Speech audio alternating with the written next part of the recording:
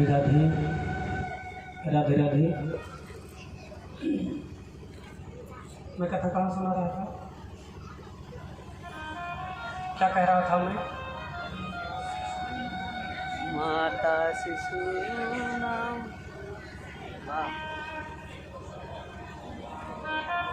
नहीं पता।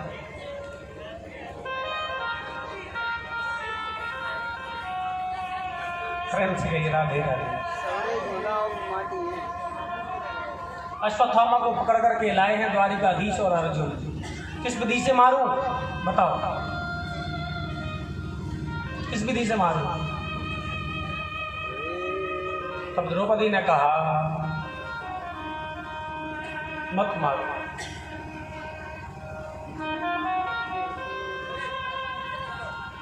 इनको मारो मत, बिल्कुल भी मत मारो।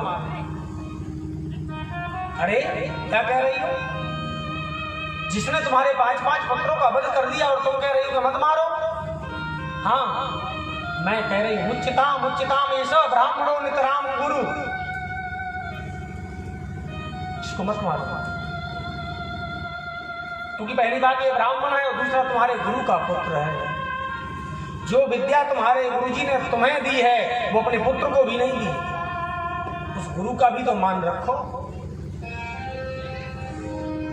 पुत्र का वध क्या होता है मैं जान गई हूं, और मैं नहीं चाहती कि हमारी गुरु माता भी पुत्र के शोक का वियोग सहे।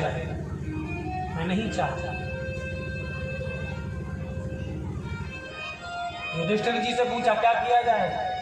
युधिष्ठिर जी ने कहा कि जो द्रौपदी कह रही है वो धर्म युक्त है, वही करो। प्रेम से कहिए राधे राधे। वही करो।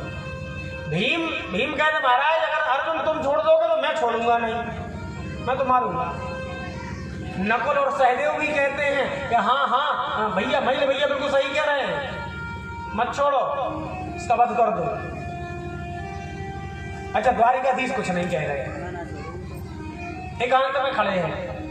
अर्जुन गए चरणों में गिर गए, हे प्रभु आप कुछ नहीं कह रहे, हमसे कोई कुछ पूछ नहीं रहा है तो हम काहे को जबरदस्ती सलाह दें?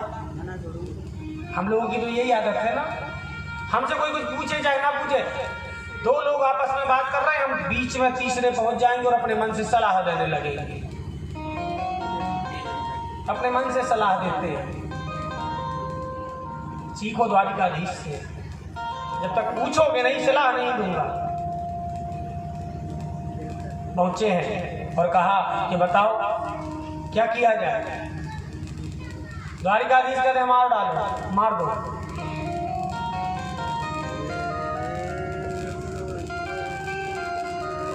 द्वारिकाधीश ने कहा मारो मत छोड़ो, मारो मत छोड़ो। अर्जुन पहुंचा है पास में और महाराज तलवार निकाली है म्यान में से। द्वारिकाधीश मैं इसको मारने जा रहा हूं। द्वारिकाधीश ने कहा कि भैया किसने कहा तुमसे? आपने ही तो अभी कहा है। क्या कहा मैंने? आपने ही तो कहा है मारो मत छोड़ो। द्वारिकाधीश कहते मैंने ये नहीं कहा तो मारो मत छोड़ो, मैंने कहा है मारो मत छोड़ो।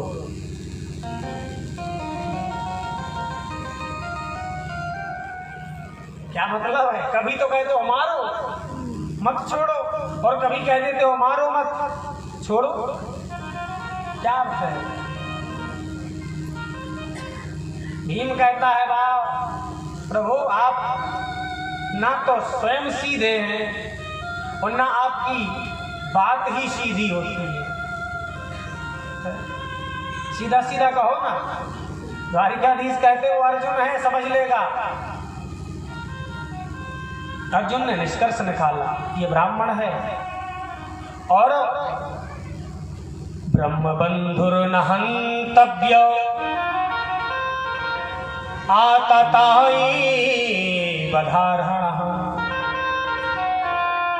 ध्यान दीजिएगा, शास्त्र कहता है ब्राह्मण कितना भी बड़ा अपराध कर दे उसको मृत्युदंड नहीं देना चाहिए, उसके अतिरिक्त और जो भी देना हो सो दे दो। परंतु वही शास्त्र आदेश करता है कि जो आताताई हो वो कोई भी क्यों ना हो उसको छोड़ना नहीं चाहिए, मृत्युदंड ही मिलना चाहिए।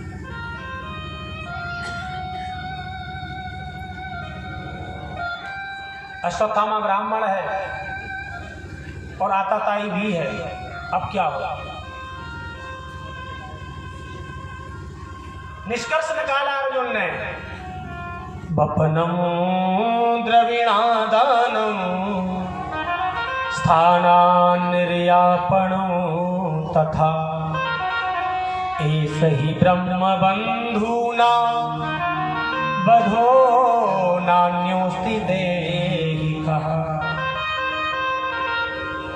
सम्माननीय व्यक्ति का अपमान कर देना ही उसकी मृत्यु के समान है। ध्यान दीजिएगा, कोई सम्माननीय व्यक्ति है समाज में जिसकी बहुत प्रतिष्ठा है, उसका समाज में अपमान कर देना भी मृत्यु के समान ही है। वो मृत्यु से ज्यादा है, मृत्यु से ज्यादा है। मृत्यु में तो एक बार मर जाता है व्यक्ति, लेकिन अपमानित होने पर जब जब उसको याद आती है तब तब मरता है। अपमानित करके महाराज उसको शिविर से बाहर निकाल दिया है, बाहर गया है। उसने सोचा कि पांडवों ने हमारा अपराध किया है, हमारा अपमान किया है, इनके वंश को चलाने वाला कौन बचा है? कोई भी तो नहीं बचा, नहीं एक बचा है। कौन? अर्जुन, अर्जुन का पुत्र अभिमन्यु, अभिमन्यु की पत्नी उत्तरा, उसके गर्भ में भी बालक है।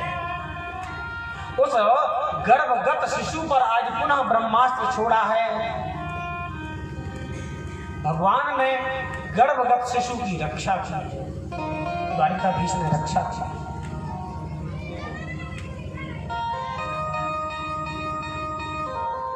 गर्भगत शिशु की भगवान ने रक्षा की है। और पांडव आदि सब एकत्रित हुए हैं। आज कुंती बुआ ने देखा कि भगवान ने ही गर्भ में एक नन्हा सा रूप धारण करके जो हमारी जो पुत्र वधू है, पौत्र वधू है, उसकी और उसके गर्भ में जो बालक है उसकी दोनों की रक्षा की है। आज बुआ कुंती ने देख लिया, कुंती बुआ चरणों में गिर गई है। कृष्णाय वासुदेवाय देवकी नंदनाय च नंद गोप कुमाराय गोविंदाय नमो नमः। हे कृष्ण, हे वासुदेव, हे देवकी नंदन, हम आपको प्रणाम करती हैं। प्रेम से कहिए राधे राधे।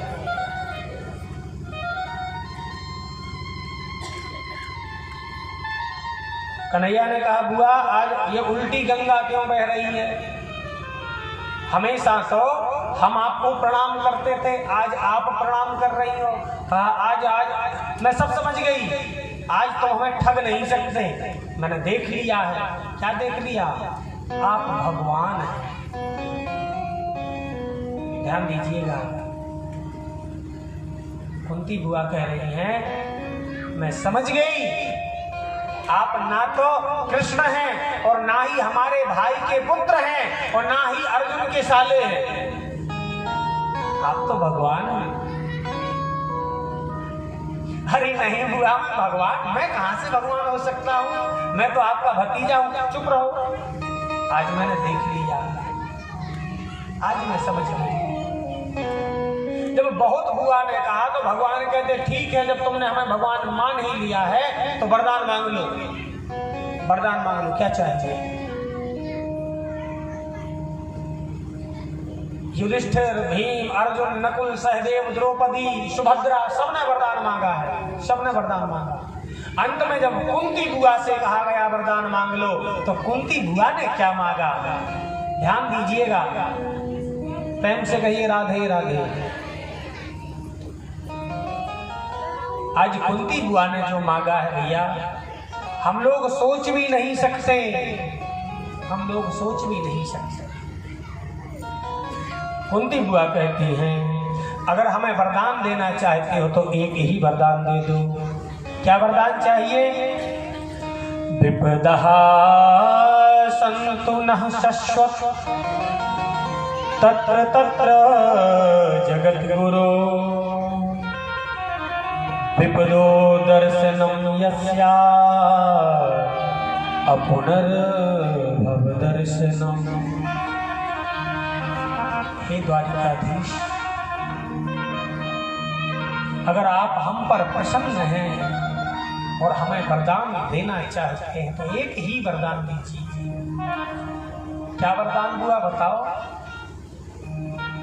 अगर आप हम पर प्रसन्न हैं तो हमें वरदान ये दीजिए कि हमारे ऊपर से एक विपत्ति हटने ना पावे, उसके पहले 10 और आ जाए।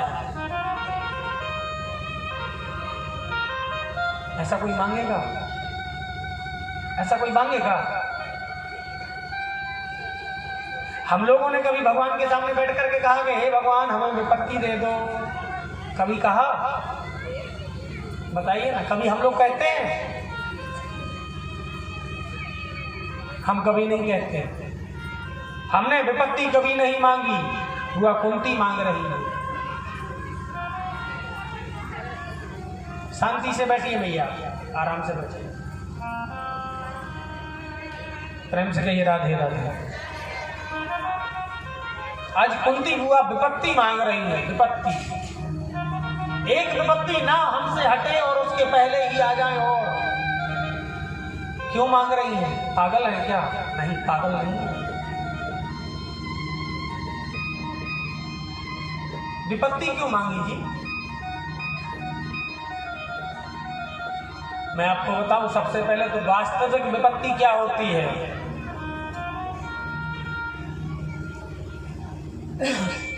विपदो नैव विपदा संपदो नैव संपदा विपद विस्मरणम विष्णु संपन्न नारायण स्मृति।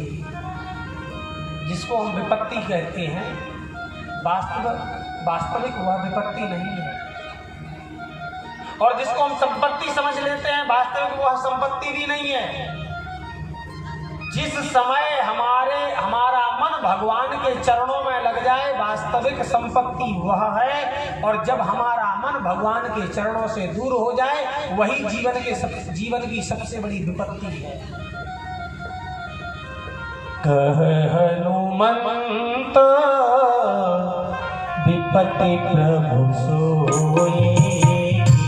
कह हनुमंत विपत्ति प्रभु सोई। कह हनुमंत विपत्ति प्रभु सोई। कह हनुमंत विपत्ति प्रभु सोई। जब तब सुमिरन भजन न होई। जब तब सुमिरन भजन न होई।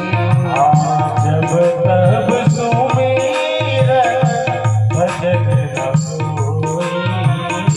जब तब सुमिरन भजन न होई। आज विपत्ति मांगी है। विपत्ति क्यों मांगी? क्योंकि द्वारिकाधीश से हुआ कुंती कह रही है हम विपत्ति इसलिए मांग रही है केशव, क्योंकि हमने देखा है हमारे ऊपर जब जब विपत्ति आई है। थोड़ा सा ई को कम करो भैया, इसका ई को थोड़ा सा कम करो, डाउन करो ई को। हमारे ऊपर जब जब विपत्ति आई है, तब तब हमने आपको अपने सामने देखा है। और जब जब विपत्ति हटी है, हम लोग प्रसन्न हो गए, संपत्ति हमारे यहाँ आ गई, तो हम क्या देखते हैं? आप तुरंत कहते हो बुआ अब हम चलते हैं। तो हे केशव, ना तो हमें संपत्ति से मतलब है और ना हमें विपत्ति से मतलब है। हमें तो मतलब आपके दर्शन से है। आपका दर्शन बना रहे, आपका दर्शन हमें होता रहे। हमारे ऊपर चाहे विपत्ति रहे, चाहे हमें संपत्ति मिले, उससे हमें कोई प्रयोजन नहीं। बस आपका दर्शन हमें मिलता रहे। हम आपके सुख को भी पसंद करते हैं, आपके दुख को भी पसंद करते हैं। हमें आपके फूल भी प्यारे हैं, हमें आपके कांटे भी प्यारे हैं। क्यों? क्योंकि वो सब आपके ही तो हैं, सब आपके हैं, इसलिए हमें सब पसंद है। हमें सब पसंद है। तेरे फूलों से भी प्यार, तेरे कांटों से भी प्यार, तेरे फूलों से भी प्यार, तेरे कांटों से भी प्यार, ओ तेरे फूलों से भी प्यार, तेरे कांटों से भी प्यार, तेरे फूलों से भी प्यार, तेरे कांटों से भी प्यार। हाँ तू जो भी देना चाहे दे दे मेरे सरकार, हाँ तू जो भी देना चाहे दे दे मेरे सरकार, तेरे फूलों से भी प्यार, तेरे कांटों से भी प्यार, तेरे फूलों से भी प्यार, तेरे कांटों से भी प्यार।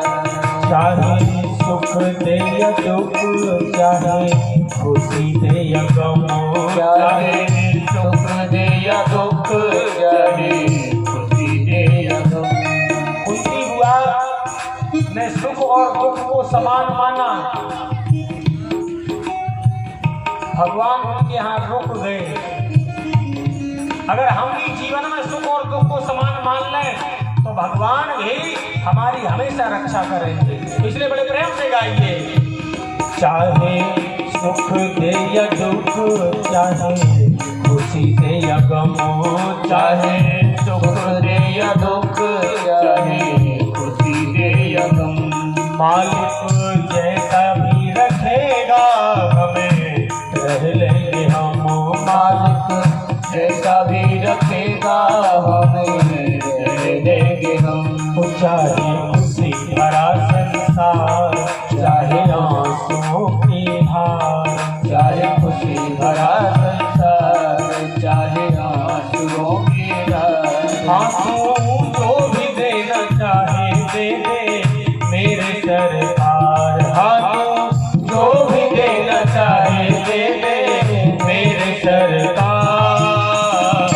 तो तेरे फूलों से भी प्यार, तेरे कांटों से भी प्यार, तेरे फूलों से भी प्यार, तेरे होठों से भी प्यार।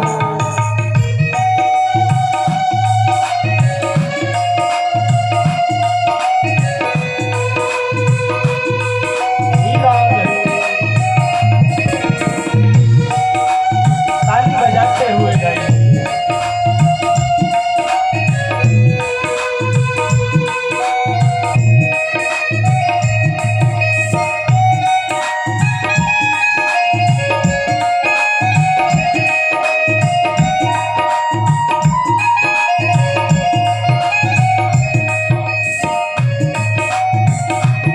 हरि बोल।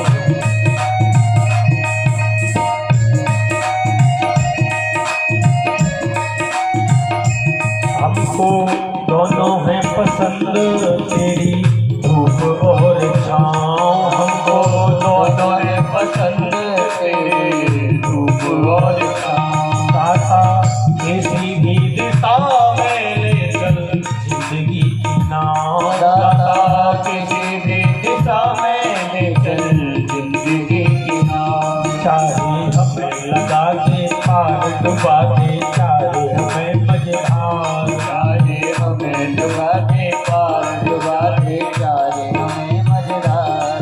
समझ में आ रहा है ना क्या गा रहे हैं? शब्द समझ में आ रहे हैं ना आप लोगों को? मैं पूछ रहा हूँ, समझ में आ रहा है ना? अगर समझ में आ रहा है तो गाइए ना, कितना सुंदर भाव है। वो चाहे हमें लगा दे पार डुबा दे, चाहे हमें मझधार, चाहे हमें लगा दे पार डुबा दे, चाहे हमें मझधार। हाँ तू जो भी चाहे देना मुझको दे दे सरकार, हाँ तू जो भी देना चाहे दे दे मेरे सरकार, ओ तेरे फूलों से भी प्यार, तेरे कांटों से भी प्यार, तेरे फूलों से भी प्यार, तेरे कांटों से भी प्यार। ओ तेरे फूलों से भी प्यार, तेरे कांटों से भी प्यार। फूलों से भी प्यार,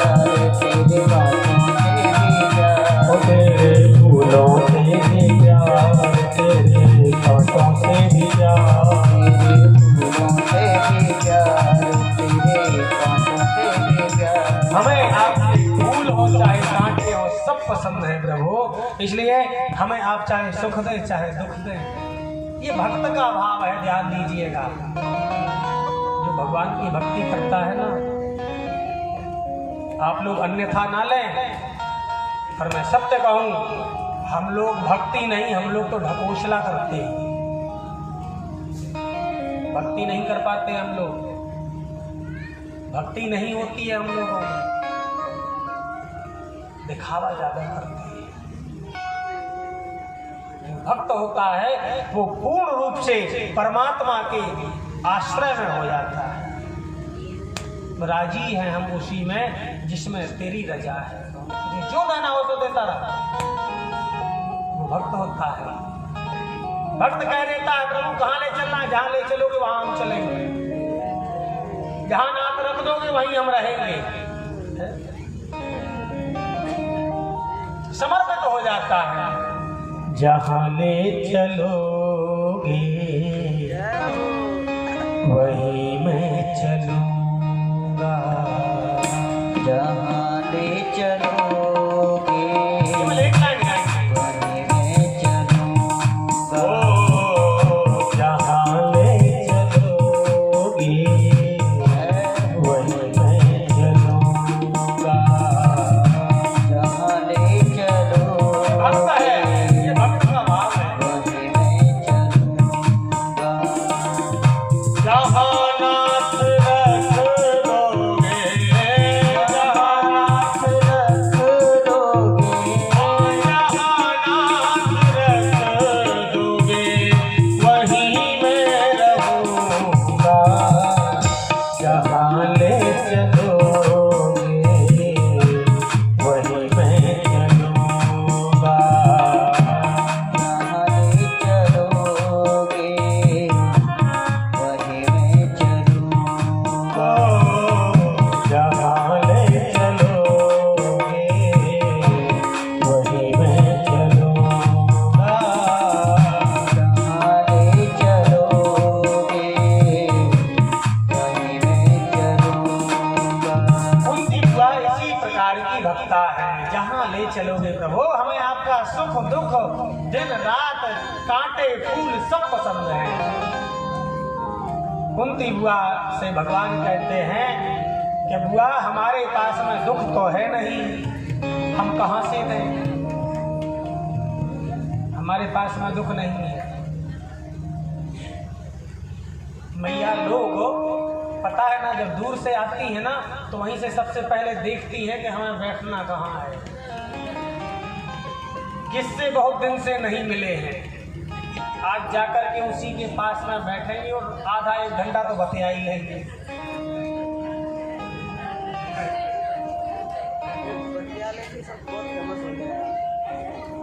ये समझ में तो आ ही गया होगा ये बात मैंने क्यों कही है। प्रेम से कहिए राधे राधे। जब तक आप यहाँ पांडाल में बैठे हैं ना तो भगवान की होकर रहे। जब तक यहाँ बैठे हैं तब तक यहीं के होकर के रहिए, फिर आनंद देखिए और फिर भगवान की कृपा देखिए। और हम आए हैं कथा सुनाने और कथा सुनने, और पड़ोसी को अपनी कथा सुनाएं तो ना वो सुन पा रहा है ना हम तो सुन ही नहीं रहे हैं। अगर हम पड़ोसी को अपनी कथा सुनाने लगे तो हम भगवान के सामने बैठ कर के उन्हीं को बेवकूफ़ बना रहे हैं, इससे ज़्यादा और कुछ नहीं। इसलिए जब यहाँ बैठते हैं भाव के साथ शांति के साथ, 2 घंटा तो कथा होनी है आज, तो चिंता करते हो बस आधा घंटा हो रहा है। आप लोग धैर्य धारण करें, आधे घंटे बाद आरती प्रारंभ हो जाएगी। टाइम से कहिए राधे राधे।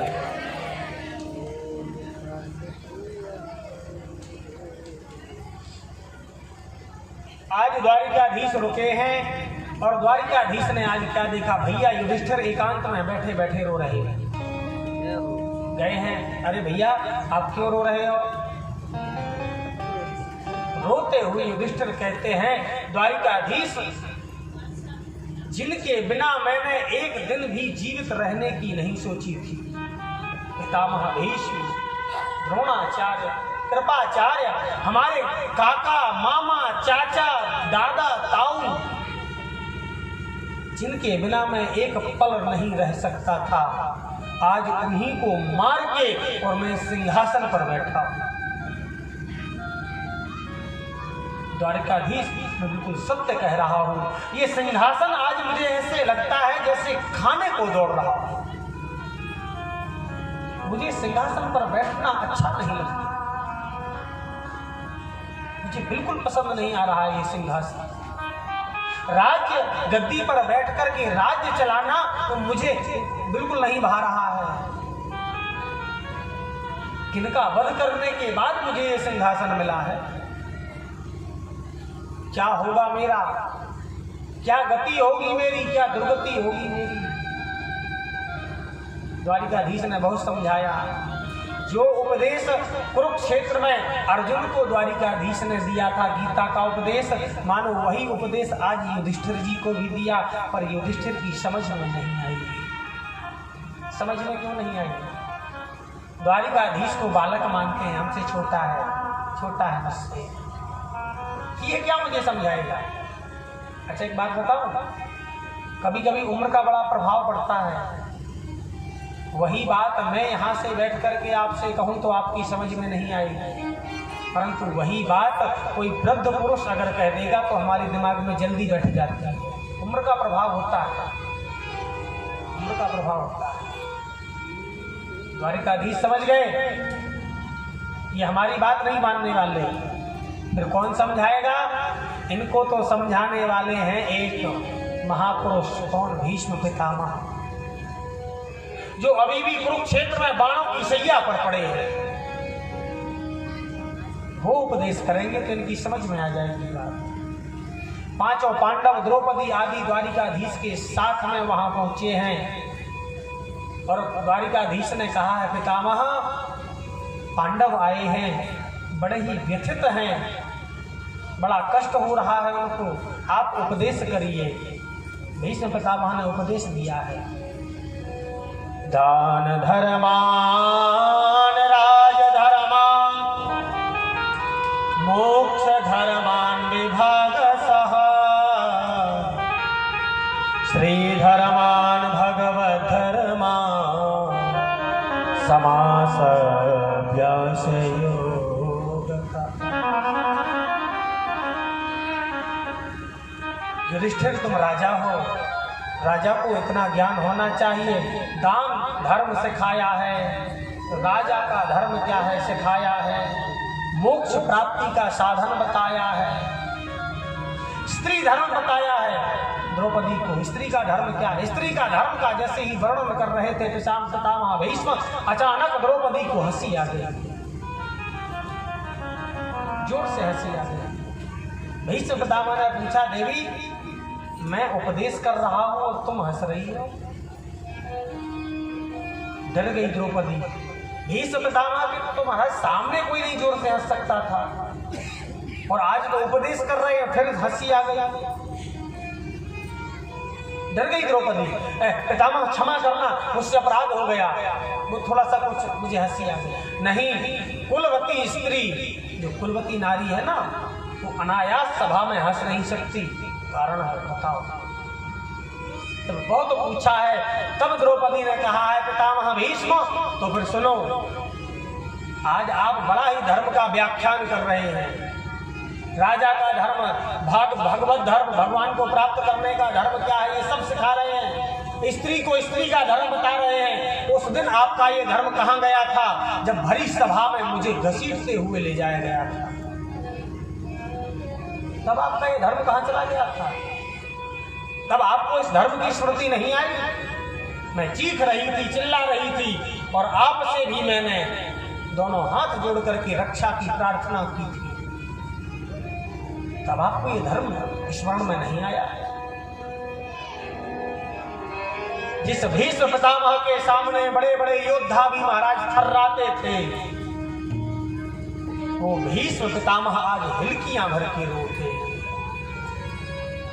भीष्म पितामह रोने लगे। बेटे तुम बिल्कुल सही कह रही हो, तुम्हारा कहना एकदम सही है। अगर मैं उस दिन खड़ा हो जाता, महाराज किसी की भी सामर्थ्य नहीं थी कि तुम्हारी साड़ी का पल्लू भी कोई पकड़ ले। पर बेटा मैं क्या बताऊं, मैंने उस दुष्ट दुर्योधन के अन्न को खाया था। उस दुष्ट दुर्योधन के अन्न से बना हुआ रक्त मेरे शरीर में प्रवाहित हो रहा था, मेरी बुद्धि मारी गई थी। पर बेटी आज मैं जो उपदेश कर रहा हूं, उस दुष्ट के अन्न से बने हुए रक्त की एक एक बूंद मैं बहा चुका हूं। मेरे शरीर में रक्त की एक भी बूंद नहीं है। महाराज इस प्रकार से दिव्य उपदेश दिया है।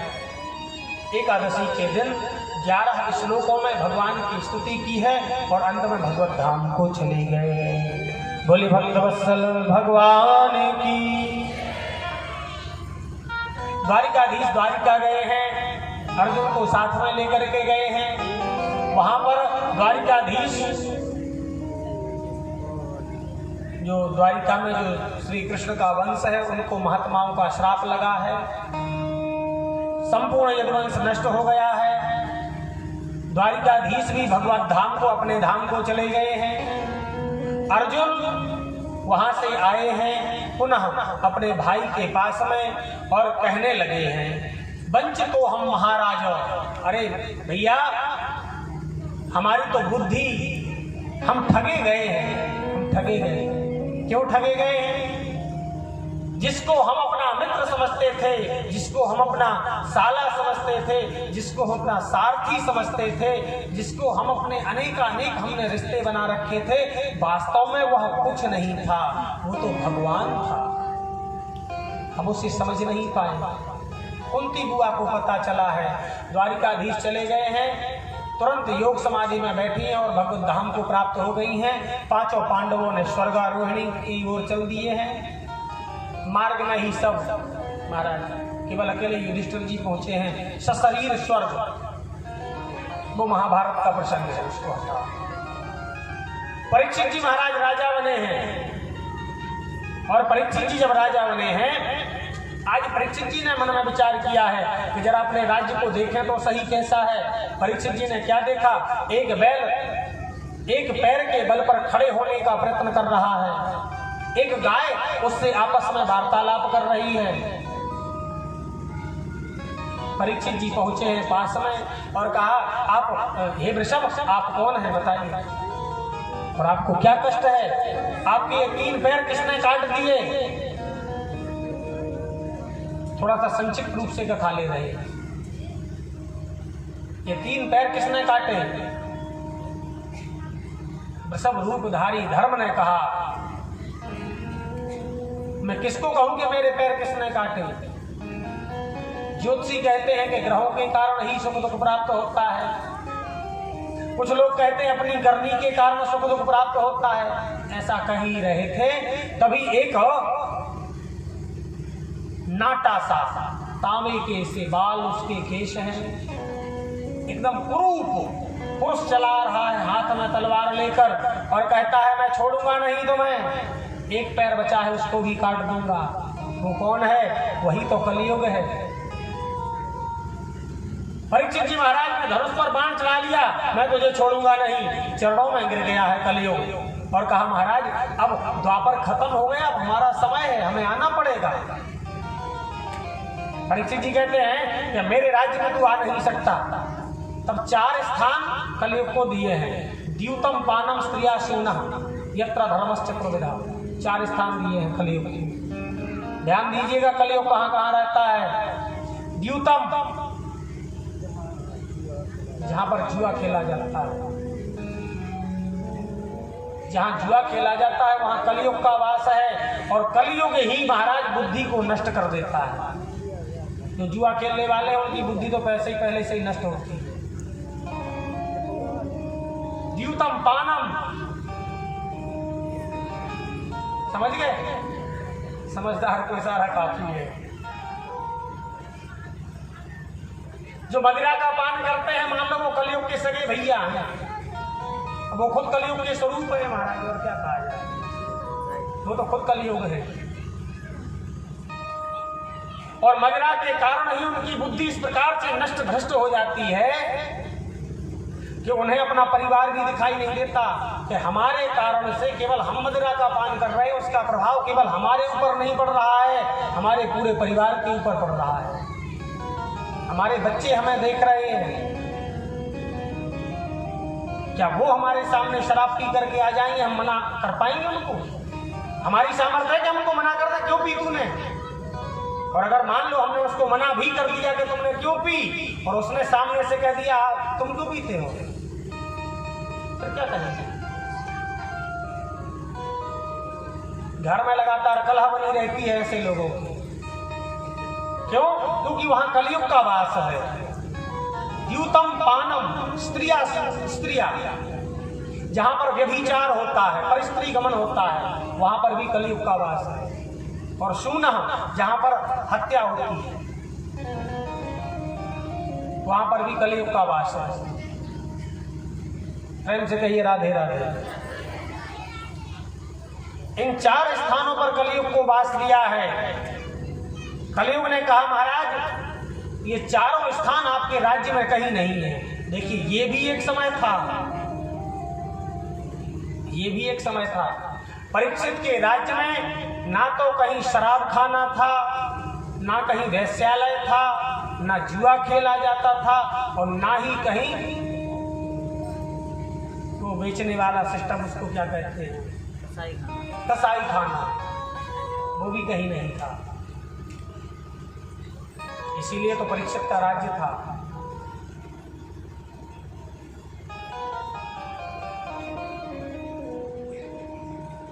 महाराज कलयुग ने कहा कि हमारे अंदर एक बहुत अच्छा गुण है, उसके बदले हमें एक स्थान और दे दो कोई।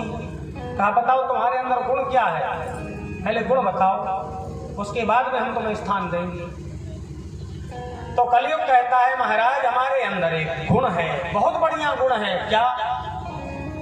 यत फलो नास्ति तपसा ना योगेन समाधिना तत्फलं लभते सम्यक् कलौ केशव कीर्तना। जो फल अन्य युगों में योग से, समाधि से, यज्ञ से, कीर्तन यज्ञ से और अनेक धर्म कर्म करने से नहीं मिलता है, कलयुग में वह फल केवल भगवान का नाम मात्र लेने से मिल जाता है। ये इतना बड़ा हमारे अंदर गुण है, इतना बड़ा गुण है। कलयुग केवल नाम आधारा, कलयुग केवल नाम आधारा, सुमिरी सुमिरी नर उतरहि पारा, सुमिर सुमिर नर उतरहि पारा। कलयुग योग ना यज्ञ न ज्ञाना, कलयुग योग न यज्ञ न ज्ञाना, कलयुग योग ना यज्ञ न ज्ञाना, कलयुग योग न यज्ञ न ज्ञाना। एक आधार राम गुण गाना, एक आधार राम गुण गाना, एक आधार राम गुण गाना। कलयुग में न योग न यज्ञ न ज्ञान, जो फल नहीं देते हैं वो फल अनायास ही मिल जाता है। कैसे? केवल राम राम कहने से। परीक्षित ने सुना ये तो बढ़िया गुण है तुम्हारे अंदर, पता नहीं परीक्षित को क्या सूझा, तो परीक्षित ने भी कह दिया ठीक है जाओ, स्वर्ण में तुम्हारा वास है। प्रेम से कहिए राधे राधे। तो स्वर्ण में किसका वास है? बोलिए ना, स्वर्ण में किसका वास है? कलयुग का। स्वर्ण में कलयुग का वास परीक्षित जी ने दिया है। तो माताओं आप लोग कृपा करके कल ऐसा करिएगा, जितना स्वर्ण है तो सब यहाँ चढ़ा जाना। उसमें कलयुग है, उसमें कौन है? कलयुग है, ये चढ़ा जाना यहाँ। भागवत में तो वैसे भी स्वर्ण दान होता है, आप लोग चढ़ा जाइएगा। अरे राम राम। गीता में भगवान ने कहा है धातु नाम अस्मि कांचनम, धातुओं में सोना मेरा स्वरूप है, कलयुग का स्वरूप नहीं है, ध्यान दीजिएगा। धातुओं में सोना मेरा स्वरूप है और यहाँ कलयुग का वास दे दिया है परीक्षित ने स्वर्ण में। अब बताओ, स्वर्ण में भगवान रहते हैं कि कलयुग रहता है? कौन रहता है? दोनों ही रहते हैं, लेकिन अंतर है। जो एक नंबर की कमाई गई संपत्ति है, स्वर्ण है, उसमें तो भगवान का वास है, और जो फर्जी काम करके 2 नंबर से कमाया गया धन है और संपत्ति है, उसमें कलयुग का ही वास है, उसमें कलयुग ही है। स्वर्ण में वास दिया है और महाराज परीक्षित तो ऊपर से नीचे तक सोना ही सोना पहने हैं। मुकुट में बैठ गया है, मुकुट 2 नंबर की कमाई का था, समय नहीं अभी नहीं बताऊंगा, पर जो परीक्षित जी ने मुकुट पहना था वो 2 नंबर की कमाई का था, इसलिए स्वर्ण में बैठ गया, बुद्धि को बिगाड़ा है। एकांत गए हैं परीक्षित आखेट खेलने, प्यास लगी है, एक महात्मा समीक ऋषि के आश्रम पर पहुंचे हैं, पानी मांगा है। महात्मा तो समाधिस्थ बैठे थे। परीक्षित को लगा ये महात्मा हमारा अपमान कर रहा है, राजा का सम्मान करना नहीं जानता है ये। महाराज उठाया है, एक सर्प मृत मरा हुआ पड़ा था, और मैं बताऊं वो सर्प मरा हुआ पड़ा नहीं था, वो वहां जान करके मरे के समान पड़ा था, मरा हुआ नहीं था, मरा हुआ नहीं था वो सर्प। कलयुग और उस सर्प ने, दोनों ने महाराज मित्रता कर ली थी। ये षड्यंत्र था परीक्षित को श्राप दिलाने का।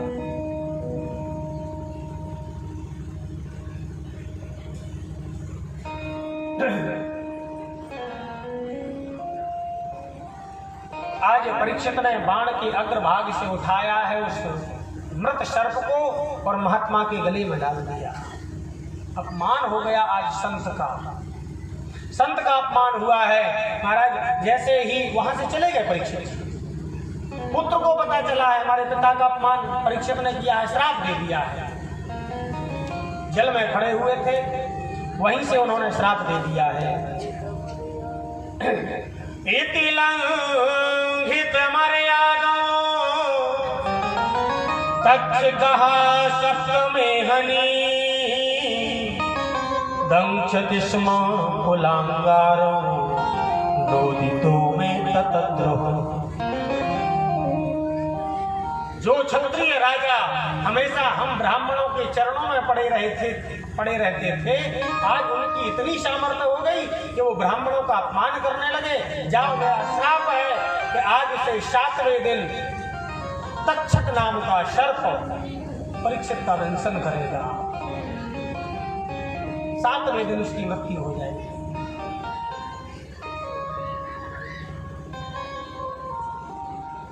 सातवें दिन परीक्षित की मृत्यु हो जाएगी। ये श्राप केवल परीक्षित को ही नहीं, इसके पहले से ही चला आ रहा है। हम सबको भी 7 ही दिनों में मरना है। ये श्राप केवल परीक्षित को नहीं है जी, ये तो हम सबको भी श्राप है। हम सबको भी 7 ही दिनों में मरना है। रविवार से शनिवार तक गिनो कितने दिन होते हैं, तो आपके लिए और हमारे लिए कोई 8वां दिन बन के आएगा क्या? हमें भी तेरी 7 ही दिन में मरना है। बस ये पता नहीं है कि मरना कब है, पर मरना है। आज कौन सा दिन है? शनिवार है, शनिवार है। क्या पता आज शनिवार को ही मर जाए, कि रविवार को मरे, कि सोम को, मंगल, बुध, गुरु, शुक्र, पता नहीं किस दिन मरना है। पर एक बात निश्चित है, मरना है।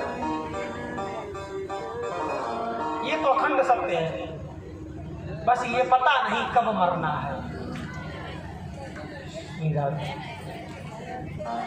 श्री राधेश्याम पर मरना है। परीक्षित को पता चला है कि हमें 7वें दिन मरना है। गंगा के समीप पहुंचे हैं, वहां श्री सुखदेव जी महाराज पधारे हैं। तत्रा भवद भगवान व्यासपुत्रो यदक्षयागामट मानो नपेक्षः अलक्ष्य लिंगो निजलाभ तुष्टो व्रतश्च बालैरवधूत वेशः। 5 मिनट और चल जाए, 5-7 मिनट और चल जाए, बस इसके बाद प्रेम से कहिए जय श्री राधे।